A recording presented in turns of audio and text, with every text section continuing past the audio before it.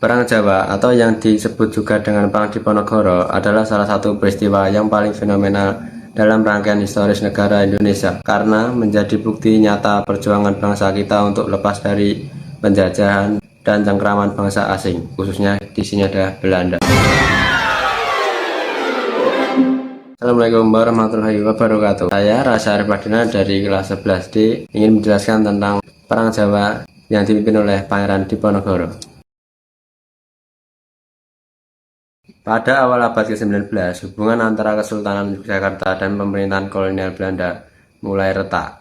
Pangeran Diponegoro, putra Sultan Hamengkubuwono III, kecewa dengan intervensi Belanda yang semakin dalam keurusan istana. Campur tangan ini membawa budaya barat ke dalam kehidupan keraton, mengikis nilai-nilai Jawa yang ia junjung tinggi. Di sisi lain, Hamengkubuwono III dianggap cenderung berpihak pada Belanda, membuat Diponegoro semakin terasing dari lingkaran kekuasaan. Sementara keraton diliputi intrik politik, rakyat Jawa menghadapi penderitaan yang makin berat, pajak yang tinggi, kerja paksa, dan monopoli hasil bumi, membuat kehidupan petani dan rakyat kecil tercekik. Tanah-tanah milik desa adat banyak yang dirampas atau dijual paksa kepada tuan tanah asing, termasuk bangsa Eropa dan Tionghoa. Kesimpangan makin terasa dan benih perlawanan mulai tumbuh dari bawah. Ketegangan memuncak saat Belanda membangun jalan yang memotong kompleks makam leluhur Diponegoro di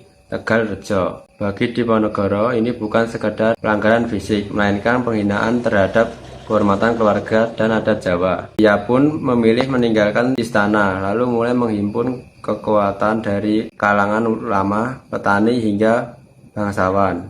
Bagi Diponegoro, apa yang terjadi adalah bentuk perebutan yang diambil oleh kafir atau Belanda, sebuah panggilan untuk jihad melawan penjajah. Perang Jawa meletus pada 20 Juli 1825 saat pasukan Belanda menyerbu kediaman Diponegoro di Tegalrejo. Ia berhasil meloloskan diri ke Selarong yang kemungkinan dijadikan markas gerilya. Dalam waktu singkat, perlawanan meluas ke berbagai wilayah, Bagelen, Kedu, Mataram, hingga Banyumas dan Pacitan. Rakyat dari berbagai kalangan bersatu menjadikan perang ini sebagai salah satu gerakan rakyat terbesar sepanjang sejarah kolonial. Diponegoro menggunakan taktik gerilya yang sangat menyulitkan Belanda, menyerang cepat, berpindah tempat, memanfaatkan medan pegunungan. Belanda lalu membalas dengan strategi benteng Stelsel. Mulai tahun 1827 di bawah pimpinan Jenderal de Kock dengan membangun benteng dan jalan patroli untuk memblokade jalur gerilya.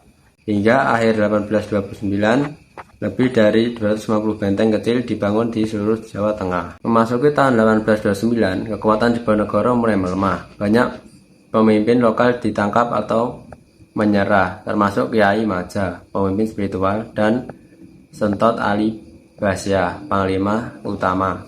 Persediaan senjata dan logistik menipis. Meski demikian, Diponegoro menolak menyerah. Ia terus berpindah tempat dari lereng Merapi hingga ke wilayah selatan Jawa, sembari terus dikejar pasukan Belanda. Pada 28 Maret 1830, Belanda mengundang Diponegoro ke Magelang untuk berunding. Namun, perundingan itu hanyalah siasat. Jenderal de Kock menangkapnya saat pertemuan berlangsung. Diponegoro kemudian diaksikan ke Manado lalu dipindahkan ke Fort Rotterdam, Makassar, hingga wafat di sana pada 8 Januari 1855. Perang Diponegoro berlangsung selama 5 tahun dan menelan korban sangat besar. Diperkirakan lebih dari 200.000 rakyat Jawa tewas. Sebagian besar adalah penduduk sipil. Ekonomi desa hancur, pertanian rusak, dan trauma mendalam dirasakan di seluruh wilayah Jawa. Belanda pun harus mengeluarkan biaya yang sangat besar, membuat mereka kelak menerapkan kebijakan tanam paksa untuk menutupi kerugian perang.